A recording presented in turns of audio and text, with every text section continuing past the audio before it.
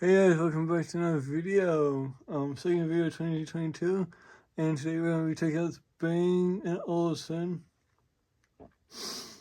BEOLIT 20. This is the latest and greatest. Even though it came out in 2020, 2020. The design stayed relatively the same since the BEOLIT series came out as a Bluetooth speaker. The BEOLIT speakers have been around for a while in some form or another.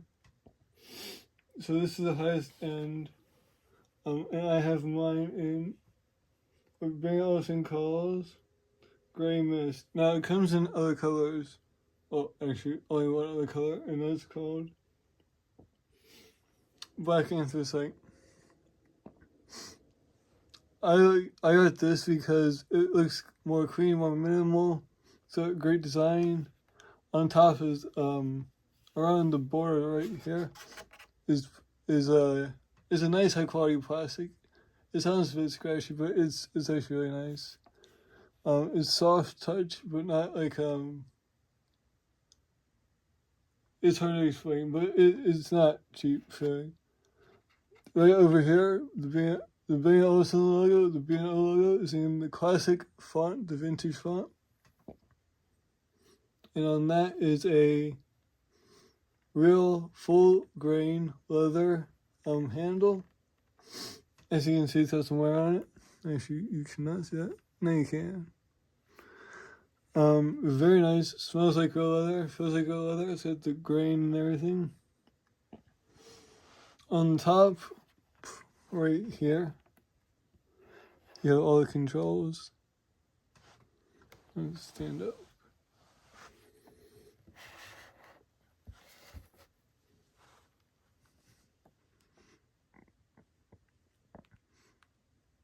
If all the controls that are upside down now because I'm holding it upside down. It is quite a heavy speaker.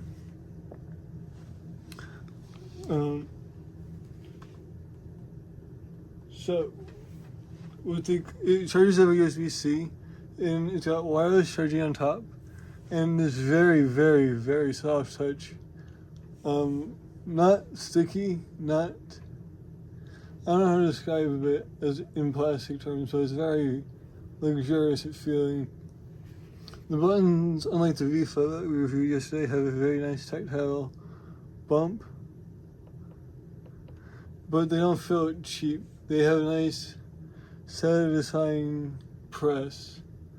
And as you can see, there's a nice copper backing behind the grill. I don't know if that's for copper. Overall, I like this design a lot more than the black on blue, which kind of seems like, a kid from 2001, honestly. The seams all fit together very well. This is very expensive, so I expect great build quality, and they delivered. I've had this speaker for about 2-3 months, so it's been thoroughly broken in, thoroughly used. I have 2 of these. As with everything metal graded, it's a bit sharp. It's not nearly as sharp as the V-Flip though. The thing is a freaking T-scooter.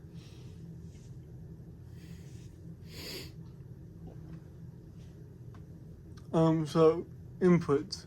We have an auxiliary jack in, and that's it. This speaker came out, as I said, in 2020, and I'm a bit disappointed because I paid, I think, $700 for this, and it only has Bluetooth 4.2. I'm gonna check this. Check space quick. So yeah, it has Bluetooth 4.2, which is fine and all, but like at $700 without tax, and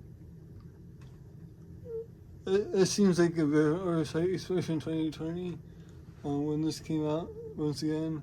But it's kind of annoying. It does make up for the fact it has a very good wireless charger on top with a nice positioning pad that is accurate. I would love to demonstrate, but I don't have anything that charges wirelessly except for the phone that's recording this video. And for other reasons, I'm not going to do that. But it charges wirelessly, 5 watts. It gets a liar. Ben Olufsen lie about the battery life on this thing. Kind of. And I say kind of because it is possible to achieve, well, they quote a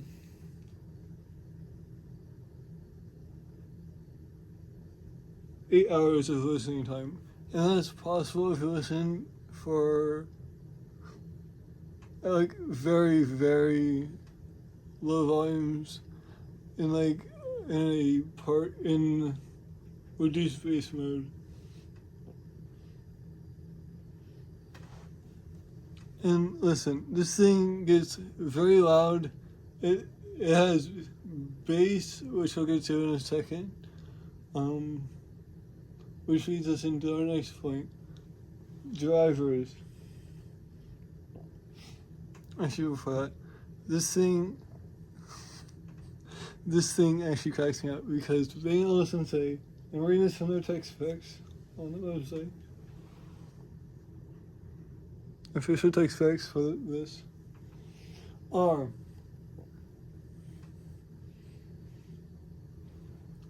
3,200 milliamp hour battery, powering dual 30 watt. Yes, dual 30 watt amps. Actually, never mind, my bad. I was looking at the wrong one. My bad, my mistake. I'm not gonna edit that out because I'm too lazy. But it's got two 35 watt Class D amplifiers for the woofer. So right here is a relatively good sized woofer. It doesn't say what size it is, but I believe it is a 5.5 inch woofer right here. And by woofer, they basically mean a subwoofer. That's right here. There's two I'll move this the other way. There are tweeters here, here. Oops, bumped to it. Here. And on the back, there's, I believe, one or two. It supports AAC and SVC codecs once again, which is a higher end codec. Or codec support. Like, honestly, this thing is $700. You think they could put some higher end codecs into this thing? At full tilt, honestly, it's horrible battery life. I'm lucky to make it through an hour and a half.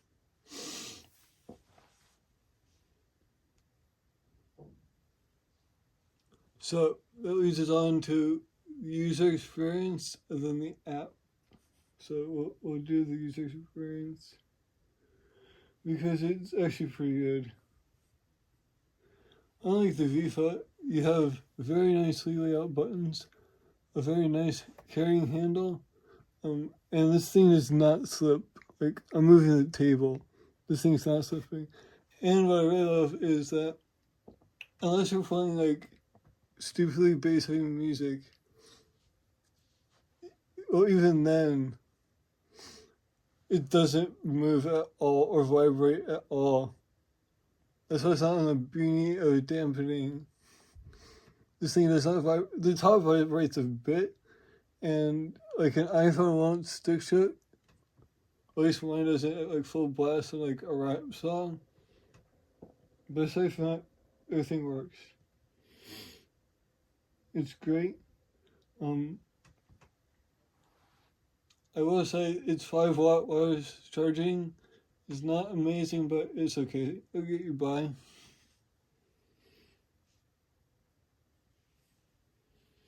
The app is actually really nicely laid out.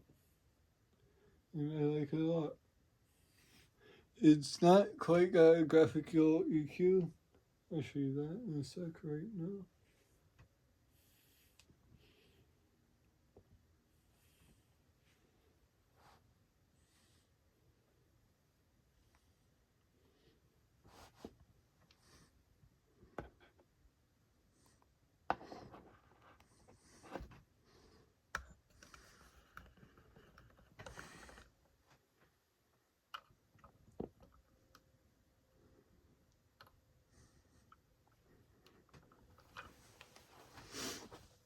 I'm too lazy to screen record, so this is the best one to do. So the current speaker is this one. So we have sound profiles. I can change it from party, ambient. You guys can't see any of this.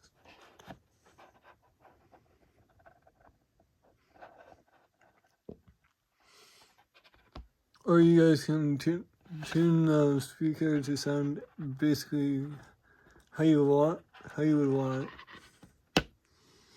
Sorry, I'm too lazy to screen record.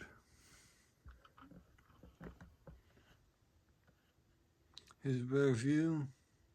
So yeah, you can change it in the app. It's pretty good. The slight annoyance of the app is it requires you to set up an account. Not a big fan of that on any device really.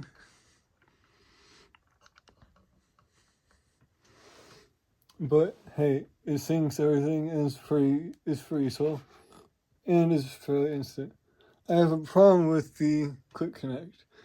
Like I said on the Rifa, they have a button. This is not. This has a very fancy app that requires me to spend forever listening to beeps and bongs, and it's overall way too much of a hassle, and I wish they update the firmware on this.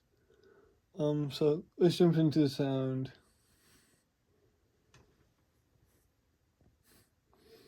So this is a sound test. So put your headphones on. I don't know, this is an iPhone video, so.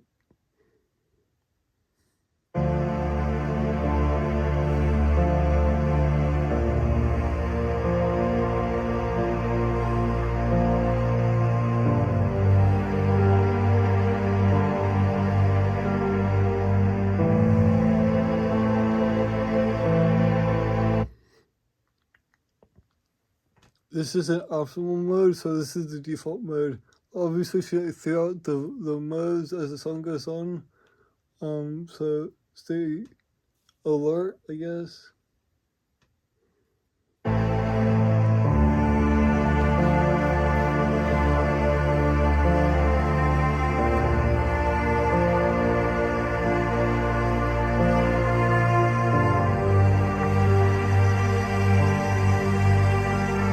This is ambient.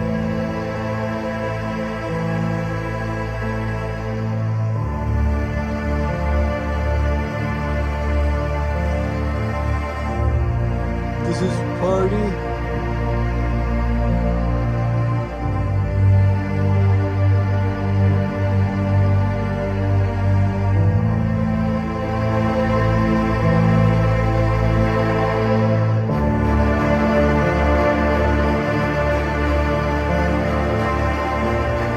This is vocals.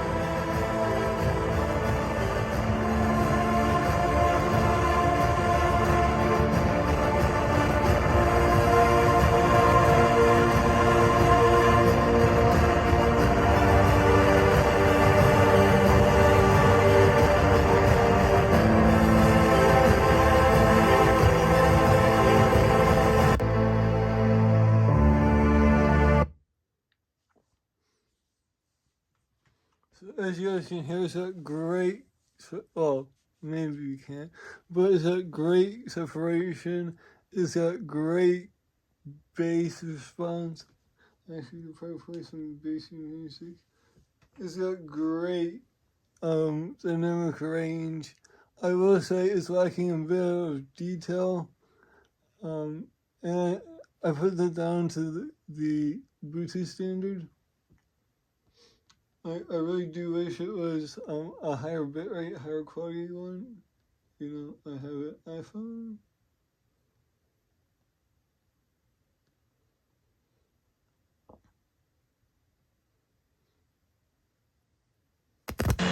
Monkey.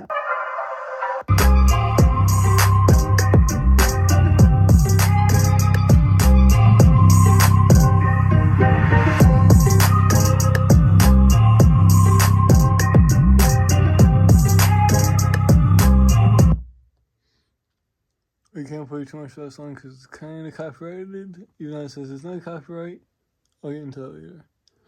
Actually, I won't. I thought it was a few.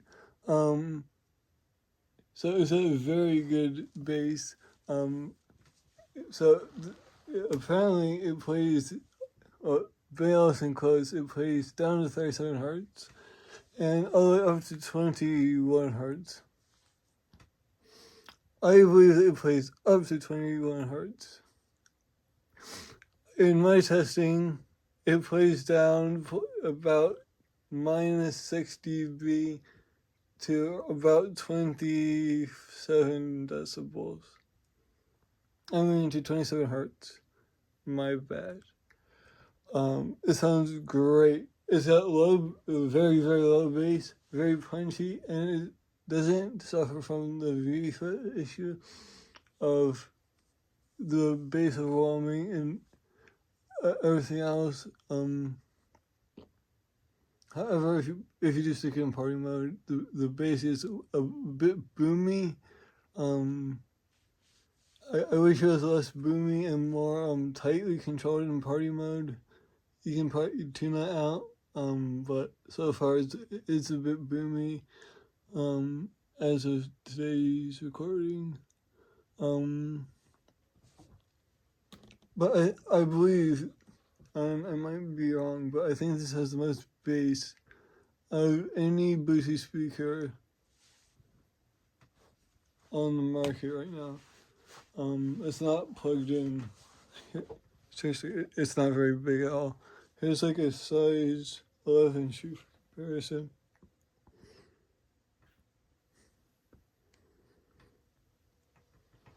So it's not, actually this is size 10. Yeah, so they're not even they're not even that big. And to fit all that power in, I actually would expect the opposite of booming bass. I would expect not even that deep of a bass, because it's actually smaller than a JBL where the JBL boombox is small, is significantly smaller, has more bass. I think this gets up to about around 97 decibels at full tilt. Yeah, so overall, very high quality, very nice sounding speaker. Minor nitpick when you, let's say minor, when you plug it into aux and you want to play it through like a hi-fi system, it disables the all DSP, so it sounds very flat, very everything, very flat, like everything just goes all off at the same time. And the woofer is not DSP'd at all, so the bass is lacking. The mids are just super pronounced, so I don't recommend using it with a cable.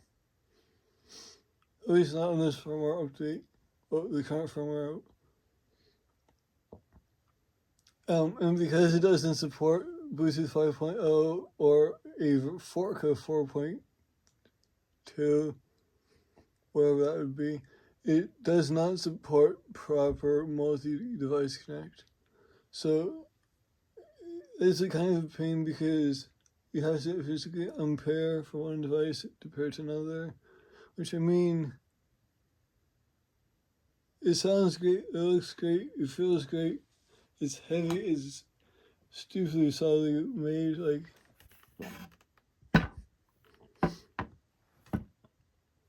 you can kill someone with this, it's very heavy, very dense, has no battery life, but honestly, I kind of wish they did better with the Bluetooth. Or at least made it so that you could use your own speaker inputs and not sound like trash. Because these speakers are generally good. I use them with my Apple TV. And there is zero latency when you're playing a video, which is weird because usually 4.2 has a ton of latency. But I tried on my iPad and my iPhone, no latency on Netflix or YouTube, which is good because this costs $700.